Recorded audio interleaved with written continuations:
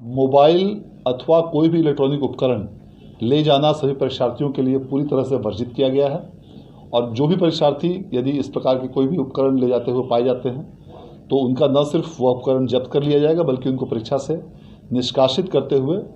उनको परीक्षा से वंचित भी किया जाएगा और उनके विरुद्ध में प्राथमिकी भी दर्ज कराई जाएगी। परीक्षार्थियों के लिए यह ध्यान देना अत्यंत आवश्यक है कि परीक्षा केंद्रों पर प्रवेश की अनुमति परीक्षा प्रारंभ होने के 10 मिनट पूर्व तक ही मिलेगी, अर्थात जो परीक्षा फर्स्ट सिटिंग में 9:30 बजे प्रारंभ होगी उस परीक्षा केंद्र पर परीक्षार्थी को 9:20 तक हर हाल में पहुंचना अनिवार्य होगा और जो परीक्षा द्वितीय पाली की 1:45 से शुरू होगी उन परीक्षा केंद्रों पर परीक्षार्थी को 1:35 तक पहुंचना अनिवार्य होगा। इसके बाद इस समय सीमा के बाद जो भी परीक्षार्थी यदि परीक्षा केंद्र पर पहुंचेंगे तो उन्हें परीक्षा में बैठने की अनुमति नहीं दी जाएगी। यह ध्यान देना इसलिए आवश्यक है क्योंकि ऐसा देखा गया है कि कुछ विद्यार्थी जो इसका अनुपालन नहीं कर पाते हैं, जो इस समय सीमा के बाद पहुंचते हैं, उनकी परीक्षा छूट जाती है और फिर उनका पूरा वर्ष या तो व्यर्थ हो जाता है या उनको वैकल्पिक माध्यमों से अन्य परीक्षा में कंपार्टमेंटल या विशेष परीक्षा या अन्य जो भी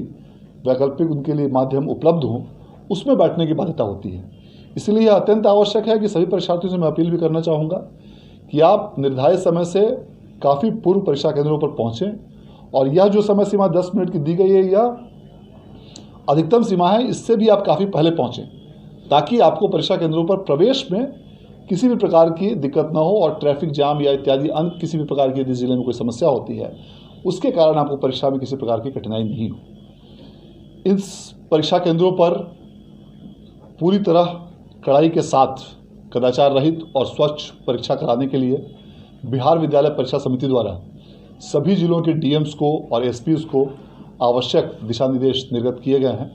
और इसके आलोक में सभी जिलों में पर्याप्त संख्या में दंडाधिकारी, पुलिस पदाधिकारी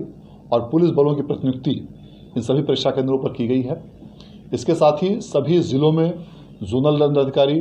सुपर जोनल दंडाधिकारी और फ्लाइंग स्क्वाड्स की भी प्रतिनियुक्ति की गई है। परीक्षार्थियों का 2 बार फिस्किंग करने का निर्देश दिया गया है, एक बार गेट पर और दूसरी बार जब परीक्षार्थी बैठ जाएंगे परीक्षा केंद्रों पर उस समय पुनः परीक्षार्थियों की दोबारा जांच कराई जाएगी और 25 परीक्षार्थियों पर एक वीक्षक की व्यवस्था की गई है और ये वीक्षक उन परीक्षार्थियों के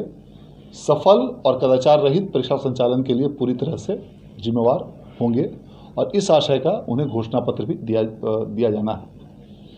सभी परीक्षा केंद्रों पर संबंधित जिलों के संबंधित पदाधिकारियों द्वारा धारा 144 लागू कर दी गई है और इसके साथ साथ परीक्षा केंद्रों पर सीसीटीवी की भी व्यवस्था की गई है और प्रत्येक 500 परीक्षार्थियों पर वीडियो कैमरा की भी व्यवस्था की गई है और इसके अलावा परीक्षा केंद्रों के बाहरी भागों में भी वीडियोग्राफर की भी व्यवस्था की गई है।